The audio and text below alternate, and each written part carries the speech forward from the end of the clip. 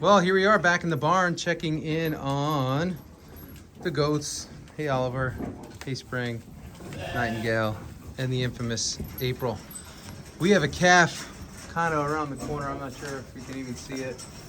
But anyway, he's got some scours going on, so it's horrible.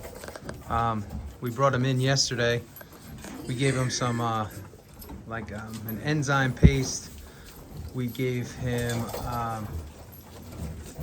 what else did we give him? Jeez, I'm drawing a blank. We gave him electrolytes. Yeah, we tubed him with electrolytes. So we put that right down his throat today, just to make sure he gets hydrated. I was talking to Greg Judy a couple hours ago, and he's like, "Get that tube down his throat.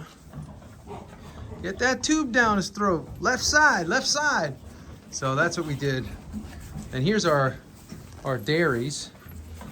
Right, guys? These are our dairies. We gave them a little treat. Just in the winter, these two are, they got calves on them, and their milk production has to go up. So we gave them a little bit of grain tonight, just to keep them going. But they spend the whole day outside. And that's Cappuccino right there.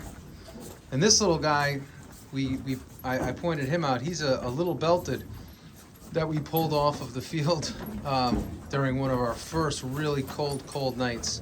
So he's really bounced back well. We just want to get some size on him, and monitor him for a good month and a half, and see where he's at. If he's not going to grow, then we're probably going to move him off the farm. And this is, again, a really hard decision for us, because we raise these animals, and we're really passionate about that, and making sure that they grow well and they develop well. But we're also learning that some just don't grow well. Like this is a 5.5 month Jersey steer as of a couple weeks ago. And look at the size of him, right? In the same time. Look at the body on Cappuccino. And this calf is about 5 months also, and look at the body on him. So you could just see just totally different conditioning on the two. So that makes us have to make decisions. What do we want to do? I mean, is this calf going to grow well if we give him a good winter, maybe even in the barn for the winter? If we give him a good winter and take him out of the elements and really push the hay to him, is he going to put on some good size this winter? I don't know. I don't know that answer. Look at that face. Oh, look at that face. But we have to make those decisions. And the truth is, we don't know how the calf will respond and how they'll grow, but we can only say we did our best and make that decision. In a good 12 weeks, if we don't see size, getting on that calf there, we have to make, again, some decisions. We have some calves out there, some young calves that they don't have great body condition. They didn't grow the way we thought they would and the way we wanted them to. So again, we have to make those decisions as to what we want to do and who we're going to keep on the farm and who we're going to move out. And then we have to start looking at genetics and body scores and saying yes or saying no. They get to stay or they have to go. But the one thing Greg spoke to us about when we were here, and we really enjoyed obviously chatting with Greg Judy, was, hey, this is not a petting zoo. You have to have animals that perform, and if you don't have animals that perform, you got to move them off farm. And like I said, we run a grass only operation. So if the cows are not responding to a grass only operation, maybe it's best that they move to a grain operation. And that same cow could have great success there.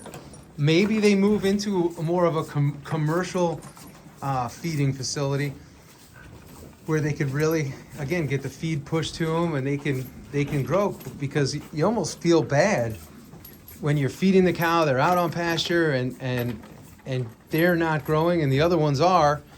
It just makes you say, hey, is this cow well positioned on this farm, and are we giving that cow the best life that we can give that cow or steer? And sometimes you have to answer truthfully. Well, actually, always you have to answer truthfully and say, hey, that cow would be best somewhere else.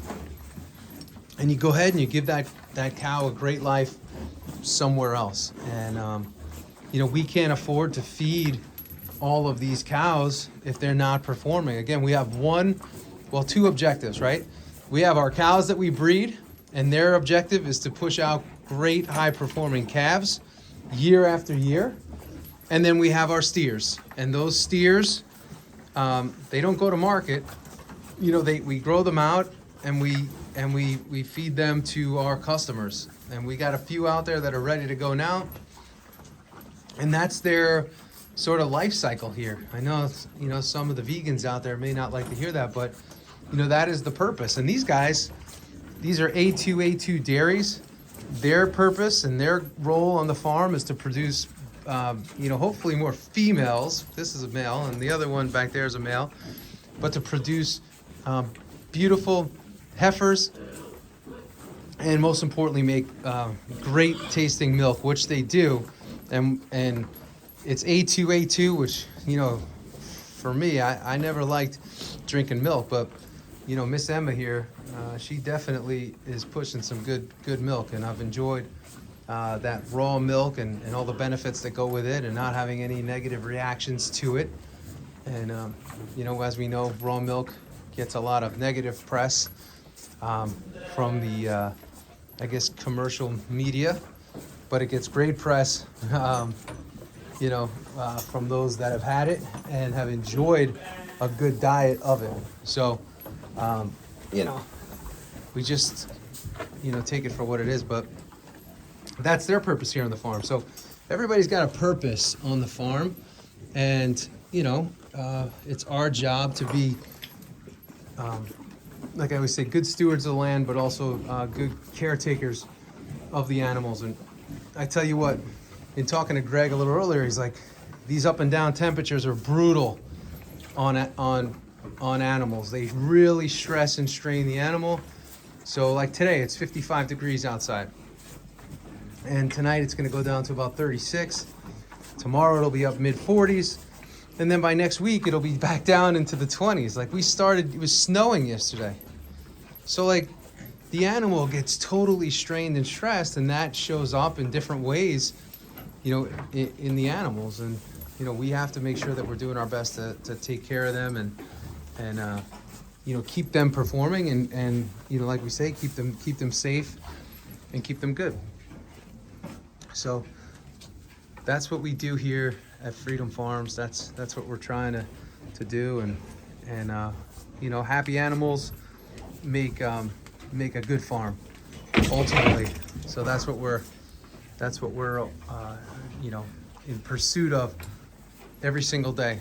So anyway, that's what I got for you today. Nothing over the top, nothing crazy, but put the effort in and do your best. We had a crazy day today. We had to replace a windshield on our van. A rock put a nice smack into that and started to crack that sucker. We had to go to the butcher. We had to pick up some meat. It's just been a day of running around. So it's one of those days. We have them too. And tomorrow's a 4 a.m. wake up. We'll be out in the back trailer, which runs at about 17 degrees. And we'll be pulling meat shares out of there and loading up the van. And we'll be heading to Westchester, Long Island, Fairfield, Connecticut, Norwalk, Connecticut, and Trumbull, Connecticut, and a stop in Westfield, New Jersey, dropping off meat shares. So a lot of these people have participated in our Black Friday special, where you buy a share, get a freezer. Buy a share, get a freezer. So that went really well. And how cool is that, right? The farm supplies you the freezer and the meat, and life is good. So we had a lot of people take advantage of that, and we're trying to get those shares out before the year turns. And next week is going to be a fire drill, just getting all our prime rib roasts out, getting our beef tenderloins out, and getting our tomahawk steaks out, and getting all of our regular orders out on top of that. So we're going to have a busy week next week, and then the week after, not doing anything. It's gonna be one of those weeks where it's like we're not doing much. So you gotta have those weeks. You gotta build them in. I was hoping it would be the last 2 weeks of the year, but it's not. And it's just a lesson. You know, Lauren and I were talking about it earlier today. You got to build in those times of rest. You have to build in those times of relaxation. And sometimes the customers get on us because they want us to be Amazon and get the product there within a day or two. And it's hard to do sometimes. We only have 3 days a week that we ship. And sometimes we're waiting on some product. So we really appreciate the patience of a lot of our customers hanging with us. And it's small farm stuff. You know, we always say if you want to keep your freezer stocked, buy a share, quarter, half whole cow, half pig, you know, whole pig. That should fill you up. That'll keep your freezer stocked nicely. So you have some in-between time and you're not always feeling the pressure of, oh my gosh, we're out of meat, what do we do? So anyway, that's what we got tonight. It's time for dinner, time to relax, time to get ready for an early wake-up call. And thanks for watching tonight. Thanks for hanging with us. Have a great night. Have a great morning. Have a great day. Have a great life. If you like everything, give us a thumbs up, give us a like, put some comments down below. If any of you have dealt with about 6-month-old to 8-month-old, maybe even 9-month-old calves that have issues with scours, put your notes in the comments. There she is, folks, coming to check on everything. All right, so we'll see you soon. Thumbs up, likes, comments, shares, and we'll see you later.